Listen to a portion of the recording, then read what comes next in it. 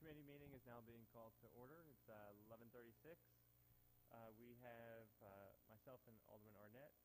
Alderman Pfeiffer advised me that he would not be able to attend today. We don't have a heavy agenda, so I think we'll keep the agenda in order that it's been presented, with hopes that we'll have the most robust discussion on ID 235, discussion of climate change agreements, climate change issues. So with that, we'll get started. First, we have approval of the minutes. Neither do I. Ms. Dean? We don't have minutes attached. Okay. We'll pass. Legislation before the committee. We have O2417, Boat Launch Enforcement Authority. Do we have someone from the administration to discuss Boat Launch Enforcement Authority?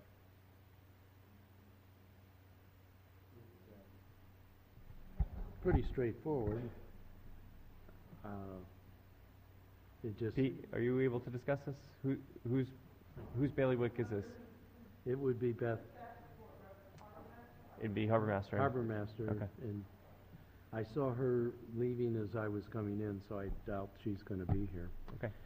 Alderman Arnett, do you want to tell us about this? Yeah, it's pretty straightforward. It is to give her authority, which isn't in the code now, to charge for the boat launching, but also they're talking about changing the way that they're going to charge, allowing people to use a phone app. And so that would, what this does is allow independent contractors to be able to handle those fees. So it gives that power. It doesn't seem very controversial to me, but you never know in Annapolis. I'm just going through the legislation. So it seems all it seems to do is say that the harbor master may delegate. Could we change his authority to something gender neutral? I saw that, and I figured, I assume Beth should be the one to object to that, but I think there's actually something in the code that says wherever. when the word his or he is used, it's intended to also mean That she and sounds, him. that rings a bell. You would think we would have figured out some gender neutral ways to do with that, but regardless, moving on. So harbor master may delegate her authority to an agent. It defines who an agent might be, so it could be a private contractor, like you said. Right. So in the case of a phone app, it would never even touch harbor master staff. It would just be like you do the parking apps in DC, and I don't know, do we have it in Annapolis now? It's just not clear to me that authorized agent could refer to a phone app. The phone app is mentioned specifically later on in the legislation.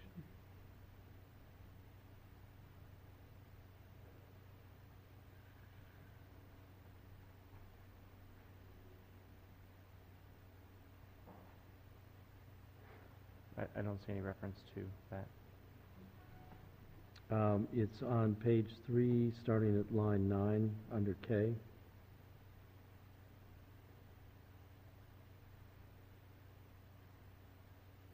Well, that's where it allows the agent.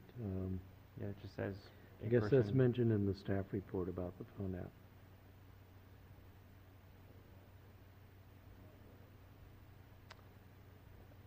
I think we should defer this until we have someone from the administration to speak to us about. I don't think it's necessarily controversial, but I just want to make sure.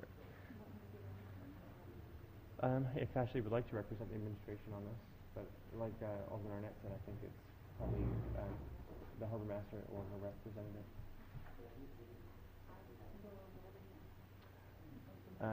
Ashley might be willing to take this on. Okay. But in the meantime, let's move on to our discussions. Right. ID 224, update from the Environmental Commission. Is there anyone here from the AEC that would like to present? And this is short of the climate change issues that we'll talk about shortly.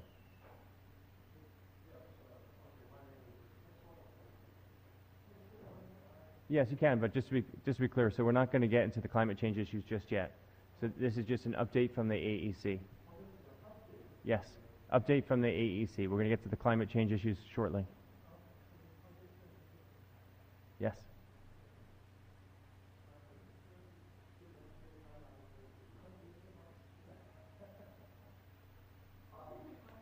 If you don't have an update, that's fine. Just let us know you don't have an update. We, That's fine.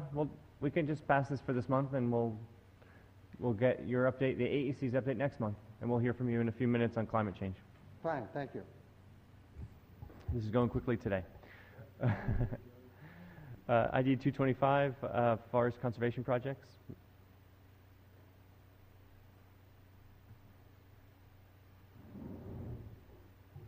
Thank you, Mr. Gutwall. Good afternoon, Pete Gutwell, Director of Planning and Zoning. Just a couple of updates. 39 Hudson, which is the absolute fire, that has been, that forest conservation plan they've been working with the AEC. A number of revisions and suggestions have been submitted to them. I know they are working on those revisions as we speak. So there are more revisions for the forest conservation plan coming forthright. 2010 West Street, I know they got their tax credits. There is a plan they're trying to move forward with, but nothing's been formally submitted at this point in time. So they're going to have to redo the forest stand delineation and forest conservation plan for that one. There hasn't been much more going on with that.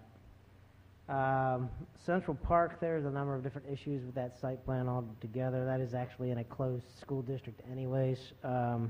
So there are revisions to that plan coming forth. So right now that is in a revision state under agency, actually under staff review, and revisions have been requested based on just lacking data at this point in time, lacking information. That's on 9 Elliott Road. I see that you have a reference to Hilltop Lane, but I'm not recalling where that is. Where Elliott Road is. Where Elliott Road is? Yes. I can look it up by map, though. Yeah, I mean, as you go around, I guess it's as you come around Hilltop and back to the back part of it is like Truxton Park and all of that on the back side of it. It's the Pastrana, yeah. Pastrana property where they're taking down 6 individual single-family homes and putting in 45 townhouses. So if you're coming from Eastport, it's the right, you would turn right into Elliott Road. It's right before the light where you would turn right to go down to the boat ramp and the pool. Okay, I see it now. Thank you. Okay, update on the Mannequin project, the 1750 Forest Drive, which is the old MAFE building. That actually is approved now. That says it's under review, but that actually got approved a couple of days ago. So that's moving forward. I'm sorry, which project was that? 1750 Forest, which is the old MAFE building. Okay. And what, can you remind us what that project is? It's a conversion, just a building permit and minor site design for because they're trying to get access on the South Cherry Grove Road, and a reconfiguration of the parking lot. That's why it ended up getting a forest conservation plan. Needed a forest conservation plan. They were disturbing 40,000 square feet just because of reconfiguration of the parking lot and the access to the road. Nothing's going on. They're doing minor improvements to the building, but what's going in there is office, medical office, and offices. What's can you remind us or update us on the statuses of the access? There was apparently, I recall there being an issue whether they were going to have access to South Cherry Grove or... We're granting the access. What's that? We are granting the access. To South Cherry Grove? Mm-hmm. Okay. With a modified design. It's not a full access. Okay. And the community is aware of that? Yes. Okay. We haven't given a notice of decisions at this point, but at the last public meeting, I let them know where we were with it. We were waiting for revisions to the design, which came in a couple of weeks ago. It's limiting the movements. They can only make a right out and a left in. You can't make a left out or a right in. So that's kind of controlling the issues that the community brought up about cutting through the neighborhood to access the property. Okay. So can't make a left in. They can make a right in from South Cherry, but not a left in from South Cherry. You can only make a right out and a left in. Okay. It's that skewed of an intersection. Okay. I don't even know if you can make a right in coming from South Cherry Grove because it's skewed that way. Wow. Okay. And was the community satisfied with that result, or still I upset? think they were happy that we were at least addressing some of the concerns, but they just didn't want any access to that road. Thank you for the update. And Mr. Chairman? Is the rumor true, started by your staff, that planning and zoning is moving to this building? Yeah. Let us know truth to that I'm aware of anyways. Ms. Broadbent? I've just had a request that we maybe speak up a little bit in the microphones because Sorry. I noticed, it's yeah. a little hard to hear in here today. Always a good Um, reminder. The only other update I have is Parole Place. That just started. We did do a site visit there, and that FSD, it's just that FSD is under review at this point in time. You skipped over Parkside Preserve, and I see that the grading permit is still under review. That's still accurate? That wasn't anything new from, I think, the last time, like last couple of months ago. That's why I skipped over it, sorry. So, That's okay. No, I just am surprised that that's still accurate. I would have thought with the agreement that was reached, I thought the city was intending to issue a grading permit. I don't think it's been issued at this point. If I could weigh in, as part of the agreement, the grading permit is essentially ready to go, but it's on hold because if those lands that the city is ends up purchasing, come out, then parts of the grading permit will have to be adjusted to that, so there's no point to issue the permit until that works itself out. Okay. Thank you. What's the expectation of when this will be resolved? Right now, it's about halfway through the state's process for approval for the funds.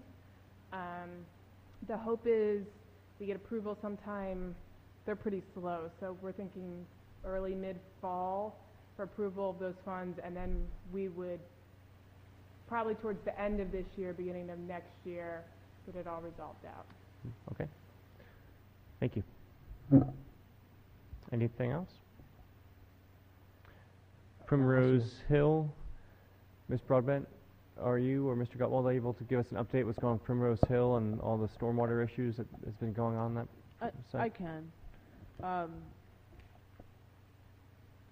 There's sort of two things that are of concern to the neighboring residents. The project has had a number of issues with sediment running off the property. So Public Works is working with the developer and the contractor to revise and improve the sediment erosion control measures that are in place on that project. They've got some real slope issues over there, so the water is just running off towards the construction entrance. And when we had those big rains a few weeks ago, it was a terrible mess over there. But they're working with them, and the plans are being revised to improve particularly the construction entrance, and then there's an area towards the cul-de-sac, the very rear of the property. I've been over there and looked at the issues associated with some trees on private property. That it's really hard to say whether the damages there were as a result of the project or not. But I did have a good conversation with the developer and also with Tom Smith from Planning and Zoning, and the developer has agreed to plant a wider buffer between the houses that are there on the hilltop side and the project. Because if you're there and you're on those private homes and you're looking towards that project, it's really open. And I think it would be better for everyone if there was a buffer. You know, those folks are used to a really different view back there, and I think that buffer will make things a lot easier for them. What's the time frame of having that buffer planted? We were going to look at, normally those things aren't done till the end, so we're going to look at what we might be able to do in the interim. Okay. You know, might be half of the plantings and the remainder will be done once the grading is finished, but just to give some relief. And are the neighbors reasonably satisfied with that result, or are they still upset? The neighbors seemed pleased that a buffer was offered. Okay. Really primarily concerned about making sure that the stormwater issues get resolved, you know, before we go into any of the buffer issues, but certainly interested in having a better buffer there. And the developer's been responsible and responsive? Very much. Thank you. Okay. Appreciate the update. Any other parcels? Oh, Mr. Alderman Arnett, sorry. So I'm looking at Rocky Gorge, and it doesn't seem to be updated from the Planning Commission hearing about the... We just finalized that opinion, like okay, so 2 that'll days be ago. it. Yeah, like last week. So yeah, this is as of the end of May, so Right. we need to do that. Good point. So, it says approved, I assume it's approved without a cut out onto Aristide Alley. Correct, it's the old approval that's is Right. still in existence. I'm not sure even if there's been talk about, once the opinion was issued, if they were gonna appeal that decision as Right. well. So in that, just in terms of housekeeping, if they appeal, does the approved box change to under review still or something? Well, the existing plan is appealed, so there would be, it would be in the description. So, no, the existing plan would stay approved. Approved, Yeah. okay. All right, that's a Particularly little, for forest conservation, that's still approved. Yeah. right. Okay, thank you. And the project that, I don't know if that's Rogers Heights, the one on Old Solomon's Road Mhm. that was going to be an apartment building or townhouses, been back and forth. Annapolis Towns. What is it called? Annapolis Towns at Oh, Neal is that what Farm. it is? Okay. That's under construction. All right, I'll have to go back and look at it. Thank you. For Rocky Gorge, did they get access approved from the planning commission from Yeah. Aristide to Aristide? No, Okay, they denied it. Unanimously denied. pleased to hear that. Thank you. And what is the next step? Appeal of that, I assume? I don't know if they're going to. They have to neither say one way or the other, but I know they want to move, they're asking to move forward on the existing grading permits, and that's under review right now. It just got uploaded this morning Very well. for the existing approved plan. So, Okay. Any other updates? Nope. Any I other mean, questions? the only one Alderman I don't know if you heard me because you had questions, was the Parole Place, which is is right there at the corner of Forest Arnett? Drive. I'm sorry, which property? Parole Place. Oh, Pro Plus, thank you. That's at the corner of Forest Drive and Old Solomon's, how do you say it, Sinfron Terrace, Okay. there, back behind there. FSD is under review, so that's at the beginning stages. So How much forest are they anticipating taking down? I don't even know, because they haven't even submitted anything other than the forest end delineation, Fair enough. so, yeah. Fair enough. But Who it's is concept the applicant? Alan Hyatt. Sorry I asked. It's actually a pretty exciting plan to the retail component. I don't know the impact of the forest piece. That Yeah. was a genuine Yeah, question. I don't know the answer. I've seen some concepts trying to protect some of the existing areas that have already been, trying to push it away from, there's a lot of areas that have been disturbed on that property already. So, and then trying to keep it out of some of those sensitive areas. But it's sort of bubble diagrams, so, and that's all I've ever seen. Very good. Okay. As always, we really appreciate this update and having the spreadsheet. I don't visit it frequently enough, but that I can is appreciated. Well, that's part of the reason why it's nice to have it on here, so we do look at it at least once a month. And then for members of the audience or others who are curious about it, they know that they can come to this agenda item and pull it up, so I And appreciate it's on it. our website too, so. Yep. Great. Thank you, Mr. Gutwalsh. Sure. Let's back up to legislation O2417. Ms. Leonard, are you able to address this for us, or should we wait for? Sure. Okay. Forgot to introduce myself earlier. Ashley Leonard, acting city attorney. So this came about, it's not a change in how fees will be charged or that fees are going to be charged, because that's always sort of been in place for this boat ramp. It's more sort of a technology change. Harbor Master approached our parking contractor, XP Plus, to see if they could use their mobile app and their credit card machines in order to sort of facilitate this fee process. In order to do that, we had to allow the Harbor Master to delegate some of its authority to SP Plus so that this new technology could be used to make this a more efficient process of keeping track of boat launch fees. And as the Harbor Master put in her staff report, currently Trucks and Park is the only place that they're doing it. I don't believe they have plans to expand it at this point, but in theory it could if they need to. Okay. I appreciate that explanation.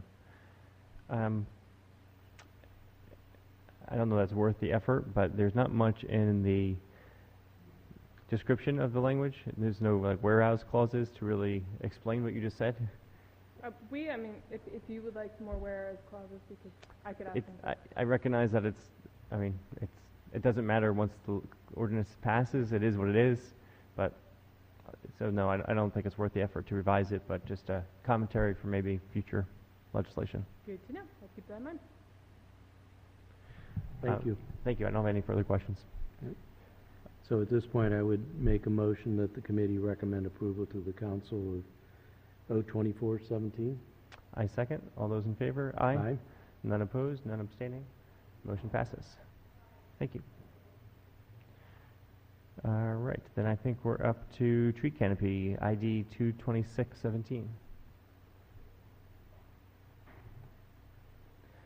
Ms. Leonard, you're always welcome to stay, but I don't anticipate having questions for you.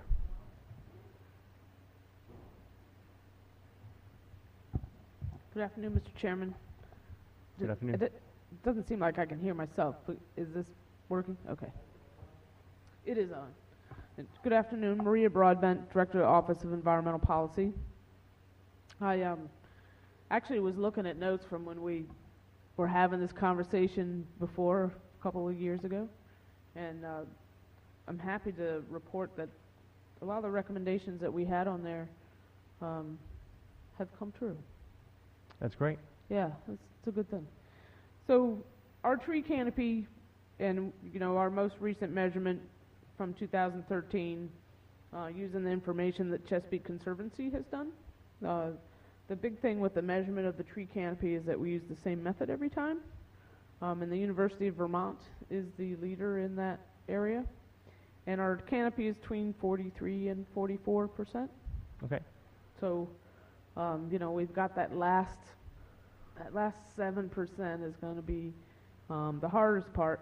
Just to refresh our memory, that 40, because like you said, there are different ways and times of measuring that 43, 44%, comparing apples to apples, so not including, say, like the Crystal Spring land that wasn't part of the city. What is the 43% a change from? The last time, the first measurement that we had was from 2006, and it was about 42.5. But that predated the annexation of Catherine Properties, correct? Or, no, that was that. They were annexed in 2005, but I don't know whether they were Yeah, counted. I think this included that. Okay. Yeah, this included that. And I'm sorry, what So it percent was didn't that? increase by adding Yeah, new was it? properties, no.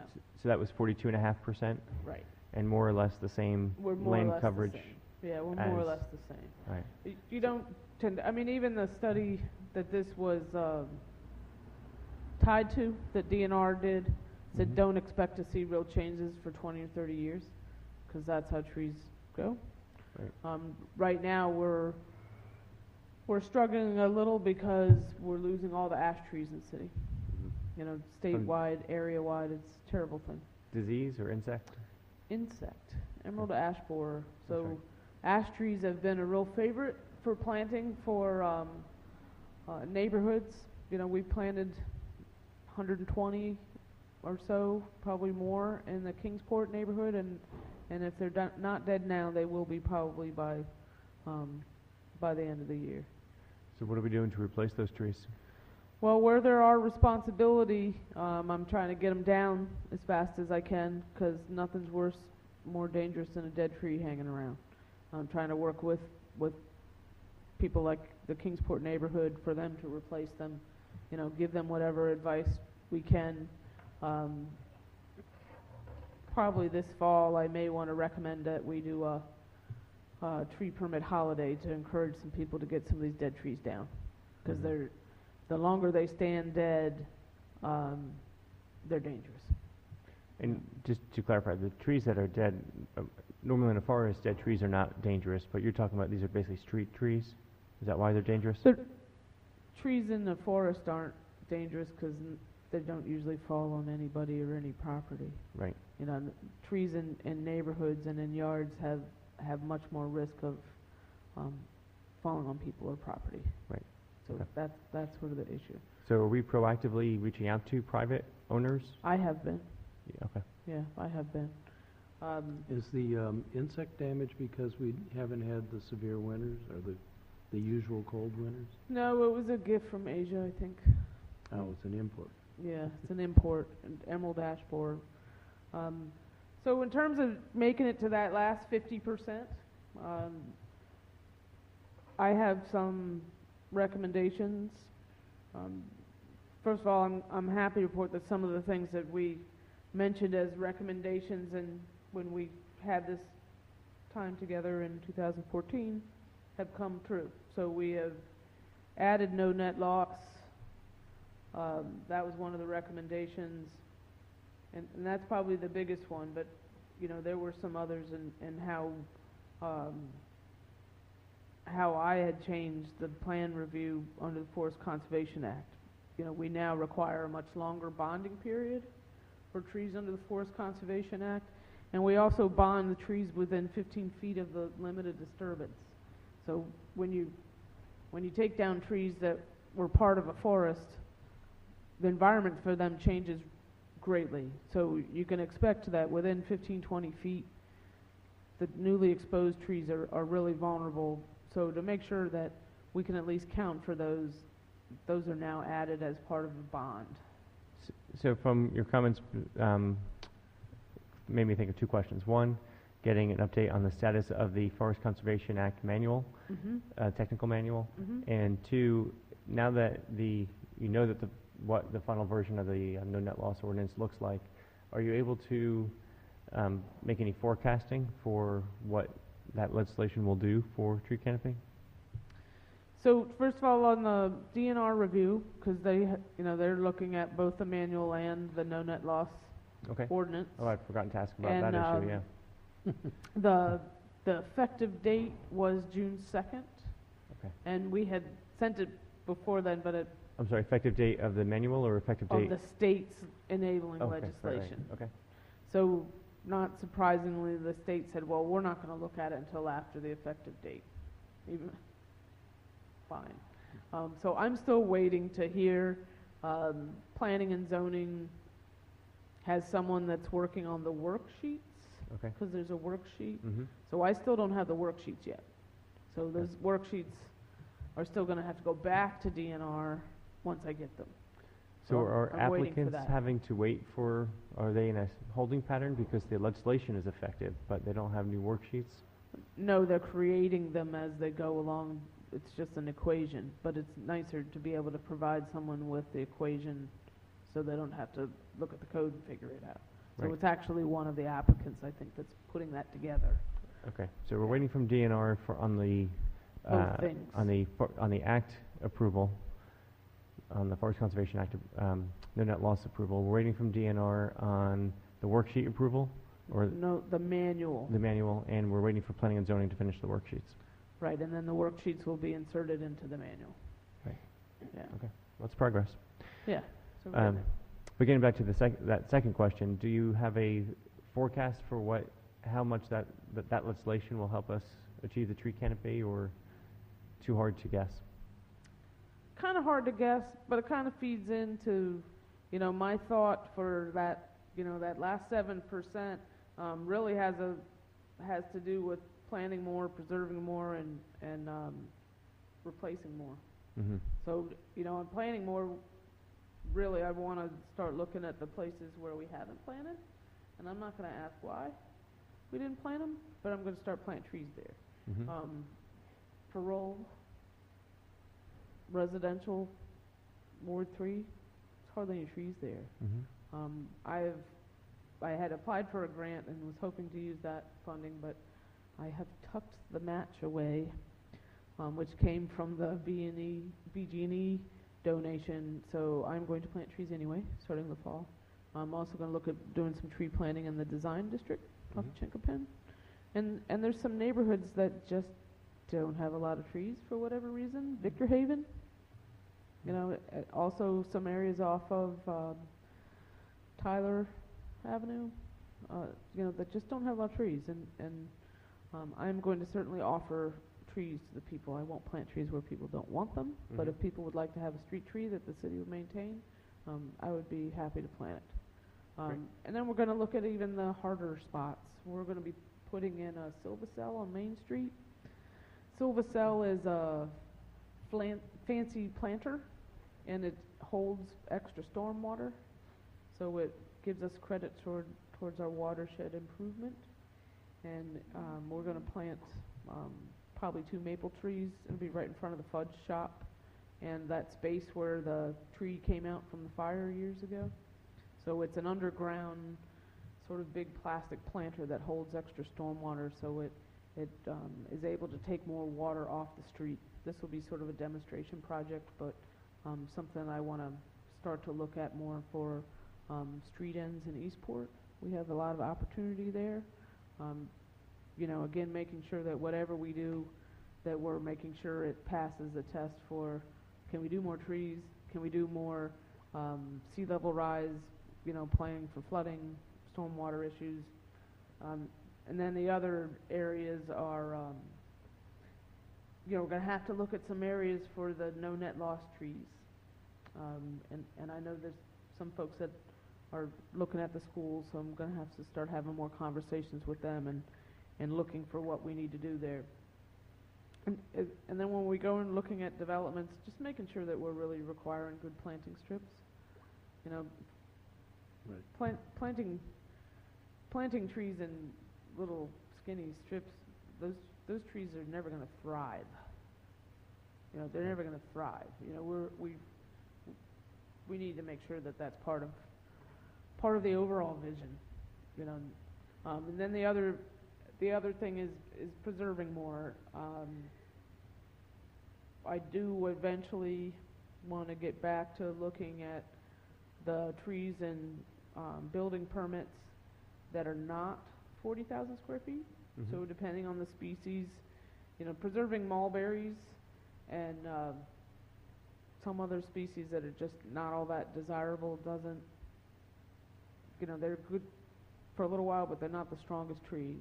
So depending on the species of the tree, the size of the tree, and where it is, whether there should be some compensation or move things around on the site a little, even if some of the setbacks are allowed to be flexible. Mhm. And then my other recommendation is we've had a policy for making sure that any tree replacement that has to be done for Forest Conservation Act projects is done on site. What was the last word? Done on site, That's it. on the project site. You know, I don't know that we've had to change it yet, but, you know, no, Frank and I never allowed any off-site planning. I think that's where we ended up with no net losses that had to be done on Right, site. and we never took fee in lieu. We take fee in lieu in the critical area, which is even more sensitive, as a matter of course.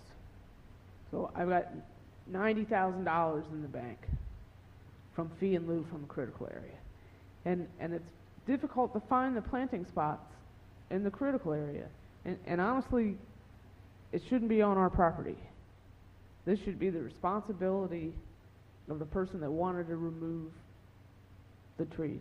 Mhm. You know, if the project is at least the size of a FCA project, because some of the smaller properties I can understand, but if it's at least the size of an FCA project, we may want to consider that they need to do it on site. Mhm. You know, because it doesn't really make sense to do that for 40,000 square feet outside of the critical area, but allow so much Mhm. fee in lieu for the other. So that's something I think that we should all have a conversation about, is more on-site preservation for those. Is that a policy change or a legislation change? It could be either one. You know, we Do you need sort of- legislation to do it, or can you just do it as a department? You could do it policy? as a department. I mean, Frank and I did the FCA, no fee in lieu Right. accepted, even though it was allowed in the code. So something on the visible horizon in that regard is Watergate Point, because their concept plan is to take down first the garden apartments and then the high-rise, but also reorganize the whole area. There's a lot of large trees there, plus that is definitely in the critical area. So we need to keep them on our radar. That's gonna be a big project when it Yes. happens. Yeah. I mean, that's one of the biggest waterfront parcels in the city. Yep. So, thankfully, Watergate has been a great partner in the stream project at St. Luke's. Right, and the buildings are obsolete. They do need to be redeveloped, and so I'm not interested in being a roadblock, but I think they will fall under this, and we'll have to work with them to make sure they can comply. Right, and whatever the environmental options are would be really great. Yeah, I don't think there's much stormwater management there at all because of when it was built, so. Not yet. Yep. Yeah, not yet. So, and in terms of replacing, we've done pretty well with the Bradford pears.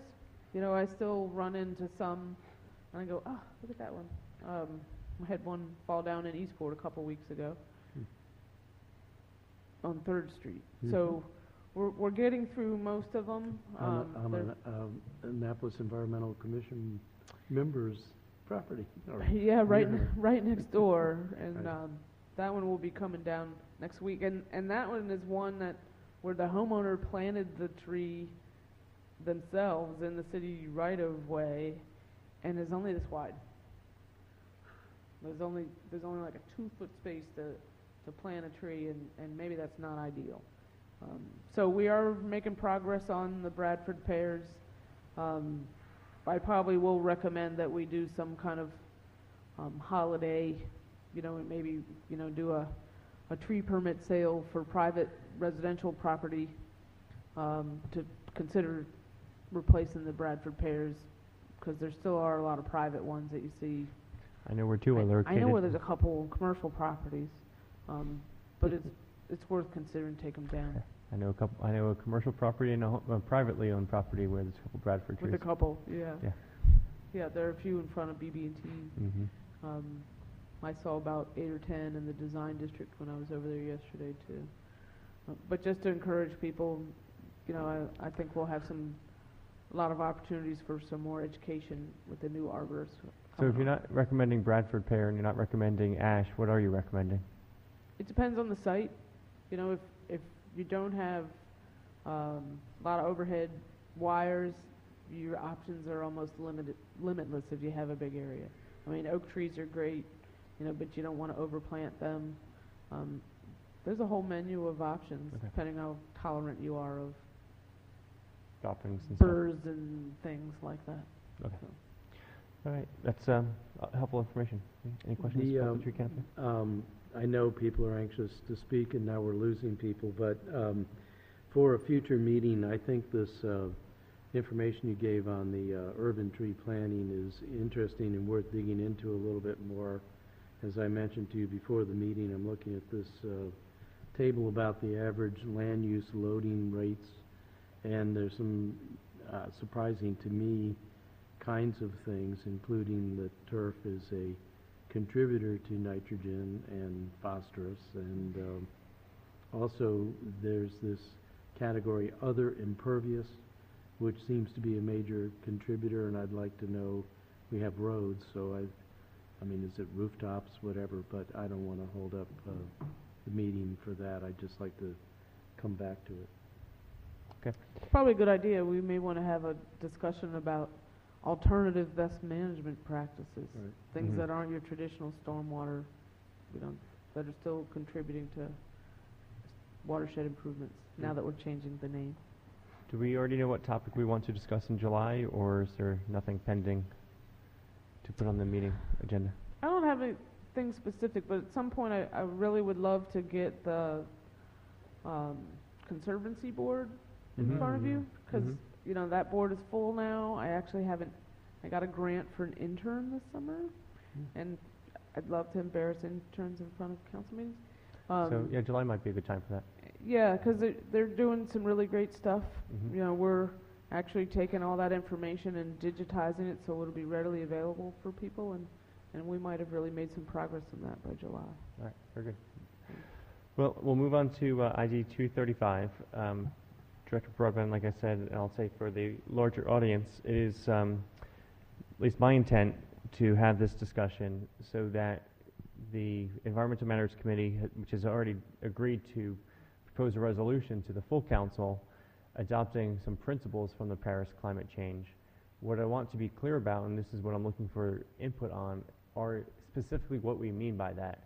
I don't want just a global statement of, yes, we applaud that agreement and we want to live by it, because then people will righteously potentially be confused that we're suggesting that we give money to foreign countries for their practices, which was a reference point in the agreement, and that's not what I think any of us are suggesting. What we're suggesting are specific things we can do in our community, either for city government or advocate for private citizens and businesses to do. So that's where I'm looking for, is specific advice on concrete measures, initiatives that we can reference in our resolution supporting the principles of the climate change agreement. Okay? Knowing that we're looking at a resolution coming up, I think my preference would be just to listen to what the community has so that we could, tweak what we're looking to put forward. I agree. That's my plan tonight, is just to do more listening than talking from this point forward. Is the resolution known to the public at this point? I don't think so. That's why I was trying to. That's too bad, because I really do like the resolution, and it is very specific to the things that we want to do in Annapolis. As the sponsors, that's your option. I do have a few copies if you wanted to share it, but it's your resolution. So if Right. you want me to share the copies I have, That would be great. Share, It's up but to you. just bear in mind that for anyone receiving it, it is very draft. In fact, I know I have changes to that you won't see. So it's just a starting point so you have a flavor of the discussion, but don't hold to anything to specifics until it's introduced. So we'll just ask everybody to write draft on. Yes, yes. Okay. It sometimes gets confusing. Fortunately, there's X's where there would be numbers for the resolution number, so that will help you remember that what she's handing out is a draft. So with that context, I will open up to discussion. Out of courtesy, I would start with the AEC, and then however you guys want to organize yourselves, we can be a little bit more less formal than a typical council meeting. And yes, you're welcome to come. You're welcome to use the table or the stand, wherever you're most comfortable. Thank you. Thanks, Rick.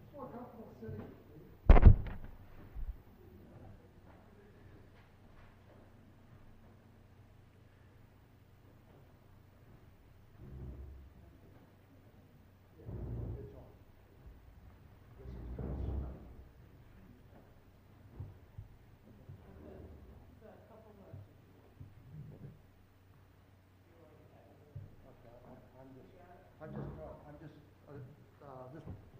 Rick Kissel, I'm the vice chair of the... Mr. Kissel, can you start with your name and address, please? I'll do it, yeah. My name is Rick Kissel. I'm vice chair of the Annapolis Environmental Commission. Thank you, sir. And I'm speaking on behalf of the commission.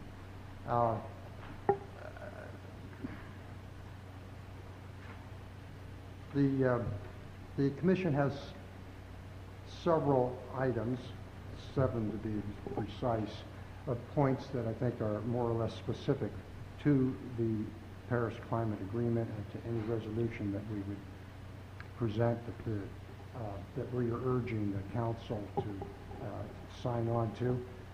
Just briefly, in general, to support the Paris Agreement, and secondly, to be more specific, we urge the city to reduce its greenhouse gas emissions to the closest possible to meet the 2025 and 2050 goals of the Sustainable Annapolis Community Action Plan.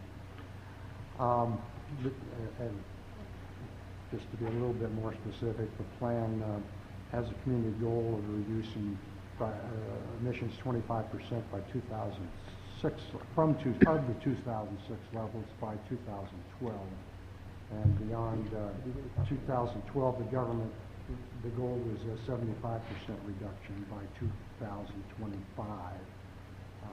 Those are just some numbers that go along with that bullet point.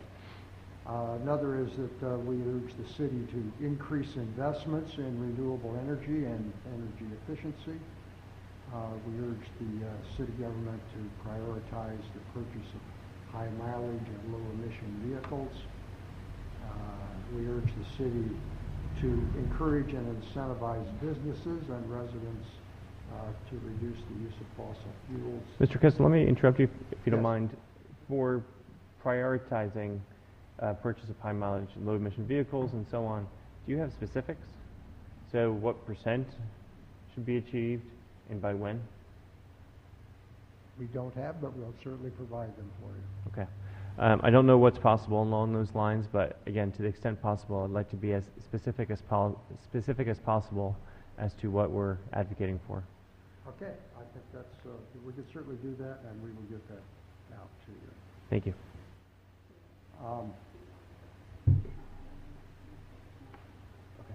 Mr. Kiss, also, you're having trouble recording your voice. Can you make sure the light is on and you speak within as close as possible to the mic? The light's on, but maybe I'm not close enough Yeah, to the device. Is that better? Okay. Thank you. Sure. I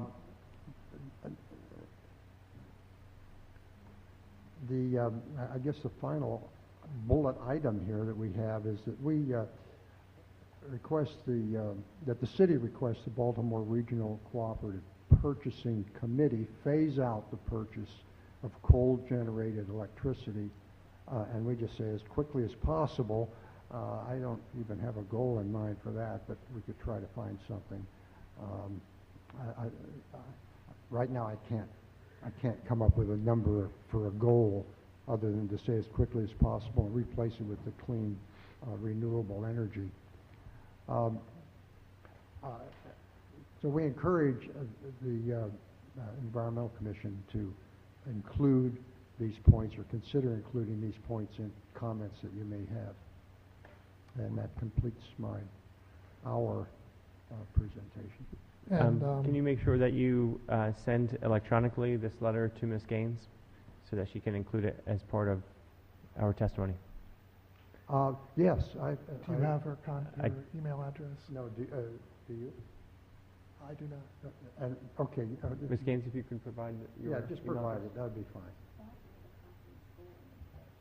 That's fine. Oh, I can give you a copy. We'll just, Ms. Gaines will make a copy of it and scan it in. Okay. But I was looking at the emails Ms. Butler and Mr. Weber you sent, and I don't think I got an attachment from either one. Yeah, so I guess as a point of clarification, I had brought this up at the last AEC meeting on Wednesday, and we voted to send some recommendations and a letter supporting the committee's action or creation of a resolution. And at the time of our meeting, we weren't aware that you were already doing that. So you're ahead of us in some ways. And if I could, I guess, clarify those last two bullets on our list have to do with outreach with other organizations that the city is a member of, specifically its partnership with the state of Maryland and its membership in BRCPEC. And to the degree that the city could urge those larger entities to reduce emissions on a broader scale. Which are the two entities again? The last two bullets. The last two bullets Okay. of our letter. Gotcha. That raises an interesting point, and it has been the policy of the council in the past that probably changes from elected council to elected council about our authorities to request larger entities, but it may not be something we can put in legislation, but it is something we can ask the current mayor, because of his special relationship with the county executive and the governor, to carry that forward. We'll have to discuss with the Office of Law what we can put in the resolution. I don't think we have anything like that now, do we? I think we can do the last one, the Baltimore Regional Cooperative Purchasing Committee, because we're part of that group. Right. or at least Right. we base our purchasing on it. I don't know, if, are we actually part of the committee, or we just use, Well, I believe that We we're are, part- Brian Snyder, the city's purchasing officer, is the so I city's think, representative to that. so I think if we wanted to change it, we'd have to put it in a resolution, because right now, his mission is just to get it as inexpensively as possible. Right, And okay, it's Right. several years in advance, right. Right. so they're buying Right. futures. So I think, again, for that, we would need somewhat specifics and then welcome guidance from members of the public or Ms. Broadbent on what we'd specifically be asking that cooperative group to do. Are we specifically saying get to zero within X number of years? Well, what I can do is maybe, there's a range of ambition. Right. What I can do is maybe compile for you, from some of the, community action plans from cities similar to ours in some ways, and show you what they are. Because we're going to start to have this conversation probably later in the fall or just after the new year as we redo our climate action plan and some of those things to sort of put, there's a lot of new things that have come Right. out since I did that the first time in 2009. So it'll be a chance to look at those things, and certainly It's all if on this, the PGM grid, isn't it? say again? Currently, the city gets its electricity from the BGE's PGM grid. I don't keep track of that specifically, but the energy park is going to account for a good 25% of the city's energy once that is up and running. I do think Alderman Arnett's correct about the other group as far as requesting the state of Maryland to support. I think that's probably beyond our scope. Yeah, At that's least something- in an official capacity, we can Right. certainly encourage the mayor in his unofficial channels to talk about this. And I think that he would be receptive to that. Um, Another thing I'd like to add to these bullets that we neglected was an obvious one, and just it follows up on the previous discussion about forest canopy, which is retaining existing forest to the greatest degree possible and then meeting our 50% tree canopy goal or exceeding it because trees both reduce emissions and then they also sequester carbon. So that seems like something that we could include in the resolution where you have this list of things that the city of Annapolis would take steps to do to protect and enhance resiliency. And so retaining existing forests and adding new tree canopy would fit into that nicely. Mr. Weber, I just don't recall. Did you say your name and address when you started? I'm sorry. Ted Weber, 1022 Park Avenue, Annapolis. Thank you. And I did want to applaud you for a great start. Thank you. I want to applaud Alderman Littman for a great start. Thank you. And It's always a you- group effort. You had asked earlier about specifics about the Paris Climate Agreement, and I agree with that just saying that the city supports the principles of the Paris Climate Agreement is very vague. So I think that Article 2, number 1 of Article 2, which contains the essence of the agreement, and you can draw some things from that without going into all the details about, which country is going to do what, and oops. So that basically talks about holding the increase in global average temperatures down to 1.5 degrees C above pre-industrial levels, increasing the ability to adapt to adverse climate change, and making finance flows consistent with a pathway towards low greenhouse gas emissions. And I could send you I don't want to read the whole thing, but I could send you the details later. That's much easier. Thank you. And maybe I should let some others speak. I have some other nitpicky things, but I feel like I've monopolized enough time as it is. You're fine. Thank you. Mr. Chairman, if you could if you could send those suggestions to the members of the committee and to me, that would be helpful. Because we'd Yeah. like to tweak what we've started with and get that polished up pretty quickly. Absolutely. Yeah, that would, sending it to me is helpful. I would share it with Ms. Broadbent, but if you could shortcut that by including Ms. Broadbent on the initial email, that would be helpful. That way, if I'm delayed in forwarding it, she already has it.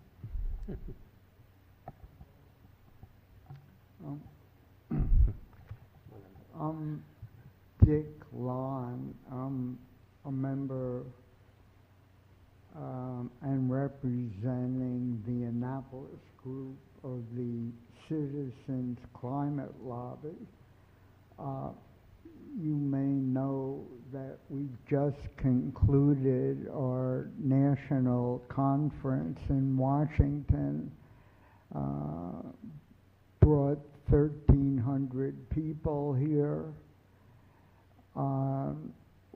had a conference on Sunday and Monday, and on Tuesday we lobbied every member of Congress.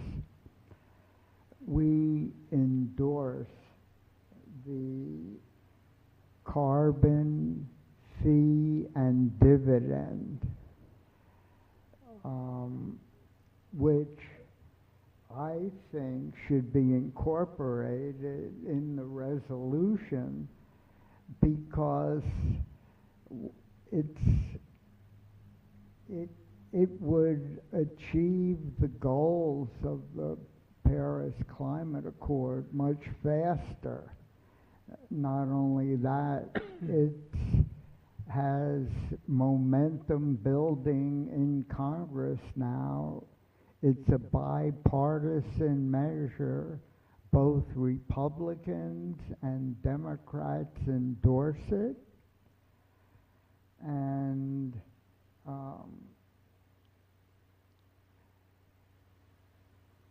notably, ExxonMobil endorses it, Shell Oil endorses it, 16 newspaper editorial boards, Washington Post, Houston Chronicle, Mercury Press, the Cap Times in Wisconsin, and I might mention George Shultz, former Secretary of State and Treasury Secretary, endorses, as does James Baker, former Secretary of State, Chief of Staff of George Bush, Dr. James Hansen, Earth Institute, Columbia, former head of NASA. You don't need to read the list to us. Well, I'm trying to make a point that this is. Let me sum up the endorsements this way. There's a caucus in the House on climate change that endorses the carbon fee and dividend. Carbon fee and dividend means a fee at the source that's collected and then distributed to every taxpayer in the country. I get that, but on a city level, we don't have carbon producing industries other than incidental use from machinery and automobiles and such. Well, but that's not my point. My point is you're endorsing the Paris Climate Accord. You can endorse this also, which gets to the goals faster than the Paris Climate Accord. Okay, I appreciate the input.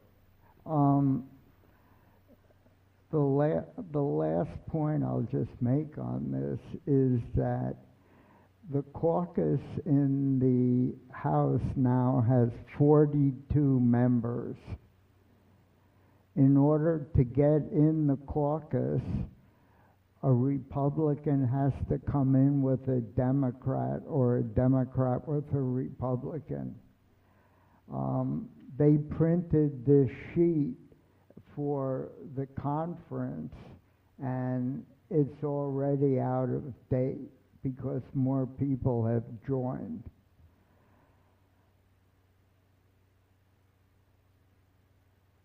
My point is that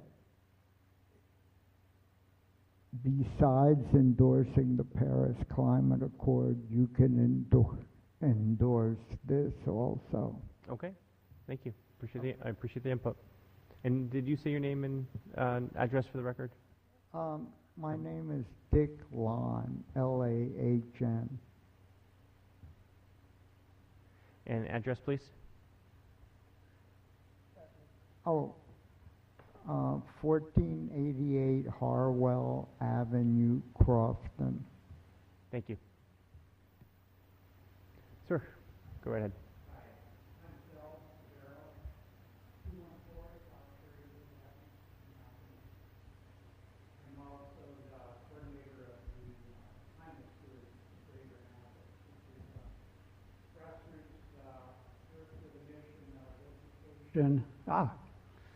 Should I start over? My light was not on. Okay. Mission of education and advocacy. I have seen the resolution, the draft resolution. I saw an earlier version as prepared by the Environmental Commission. I have not seen the draft resolution that the council has produced. I look forward to seeing that. I think I have two copies left, and I think the version I have is not the one that you have. Thank you, Maria. It seems to me in general that the city of Annapolis is engaging, rightfully so, with climate change on the basis of adaptation. We're obviously at risk for a significant increase in nuisance flooding events and also increasing risk of storm surge. So that's all to the good. But what we're talking about today, it seems to me, is goes to a deeper level, to mitigation of the underlying problem. And what we can contribute to the solution is obviously just a small piece, but it can be a contribution, and it can also be an example to other communities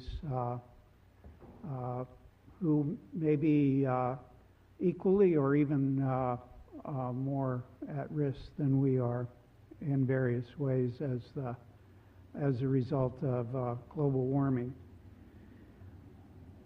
I appreciate the idea of specifics. I think that's important. It seems to me that the Sustainable Annapolis Community Action Plan has a number of specifics written into it, and I very much like the idea of revisiting that document, updating it as to progress that's been made, but also recognizing that the goals in there were significant and I think should be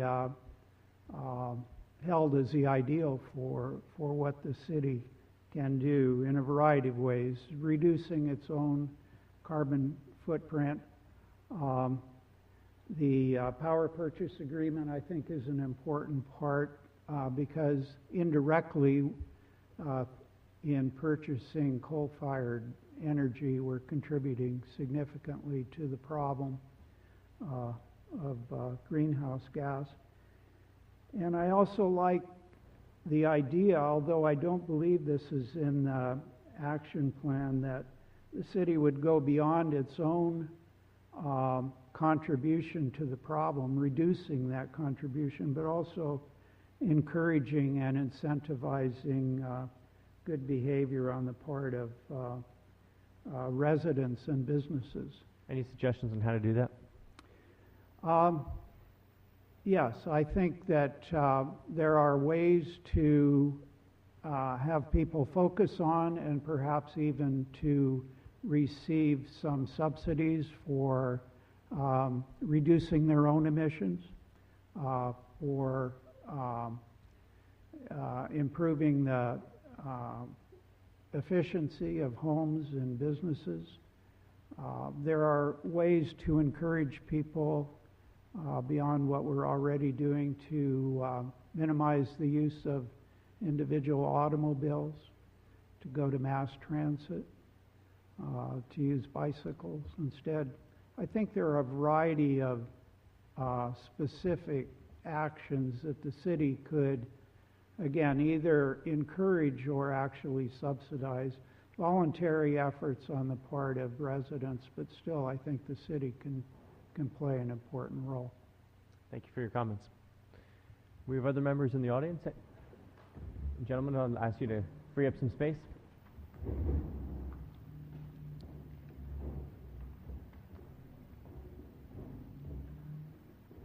And anyone else that would like to talk can also come up so that you're prepared to talk next.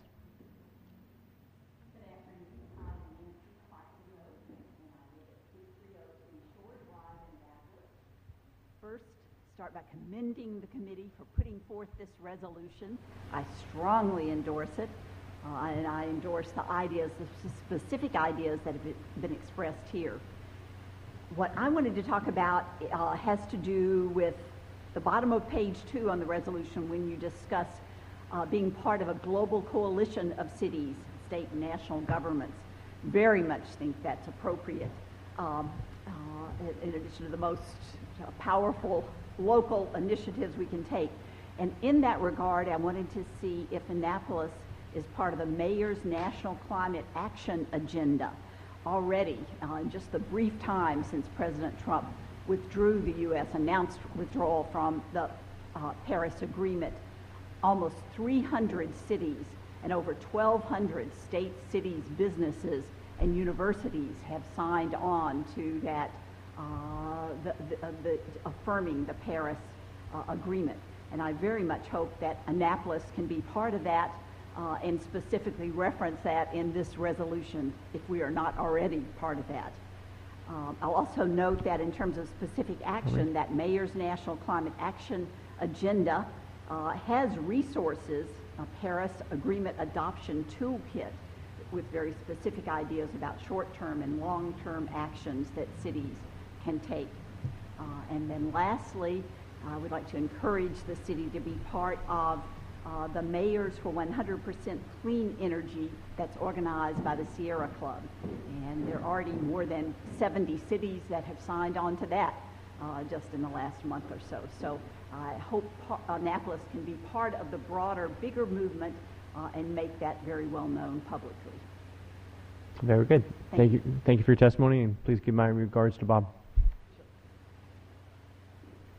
I did spend some time talking to my counterpart in LA. Great. And she is the one that has been responsible for keeping track of everybody who's in the Climate Mayors group, which was referenced. And they do have some information online. There's also a lot of information. I'm part of the National Adaptation Professionals Organization and a couple of the others. And a lot of the same sort of goals get repeated, but again, I think it's probably worthwhile to make sure some of the things that are in the Climate Mayors are some of the changes that I made to this resolution. But also going to bring to you, maybe for July, some thoughts on what some of the other cities and towns are using as goals. Okay. So you can see how those compare. So it sounds like you're thinking that doesn't need to slow down getting the resolution introduced, but just for more long-term planning suggestions. I would suggest it for more long-term planning because, I mean, when we did the first initial document, we did a lot of outreach. I mean, there are people here in this council chambers that have never been in City Hall before, and I would hate to rush into, jump into, pick a new number when we haven't had a chance to reach out or get more people involved. Okay, very good. Ms. Bogel, are you here to testify? Are you here to speak? Would you like a chance to speak?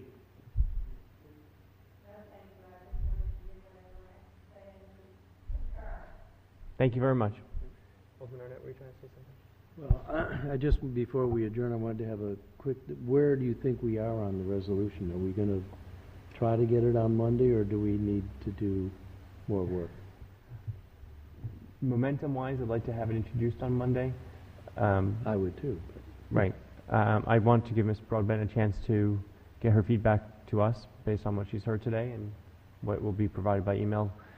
So for those sending Ms. Broadbent and the committee any information, sooner the better. So if you can get it out to her today. And Ms. Broadbent, look like you're ready to respond? If people can get me information, maybe email me what you've already have. If I can get it by tomorrow morning at 10. Right. And it would just be up for introduction. So if we get in what we get in by 10, if we get your information to Maria, Ms. Broadbent, by 10 a.m., and we get something put out to the council by the end of the day, perhaps we can introduce it on Monday. And then if we have changes and additions, Right, because I believe the agenda's already done. it is. So we would need 5 members. Cindy's giving me the big yes No, over there. I realize that. We would need 5 members Understood. to amend. Right. Mr. Moyer, you got here late. Did you want to say anything to the committee? Okay. Okay. Just wanted to make sure. Yep. Thank you. Good point. Yeah. Please do, but I need you to say it to. Hold on. I need you to say it into a microphone, please. Please use your microphone. Okay. It won't be recorded though.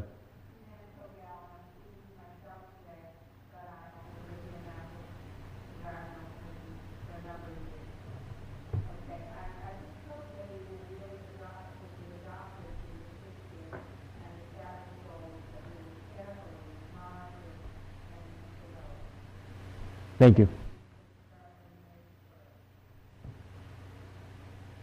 Okay, thank you. So, like I said, if we can get comments to Ms. Broadbent as quickly as possible, and Ms. Broadbent, if you could get comments to at least Mr. Arnett and I, and Mr. Pfeiffer as quickly as possible, we'll see if we can put something together to share with the group. Because it'll just be for introduction on Monday, I would hope that our colleagues would be amenable to amending the agenda just to get this in on first reader. And I believe you have the option, since it's a resolution, to bring it back to you as a committee? Yes, we do. So you can go either way with a resolution, but that would allow certainly some discussion for things that I might not include. Right. Yeah, I just want to make sure that what we introduce from the beginning is making it clear that we're targeting the city of Annapolis, government and private within the city, but not international. Understood. And for my own purposes, again, we did a lot of stuff with the community when we came up with the first version of the action plan, and I'd like to do the same thing again. So I don't want to rush Right. to a lot of goals that Certainly. the community didn't get to weigh in on. Right. Makes sense.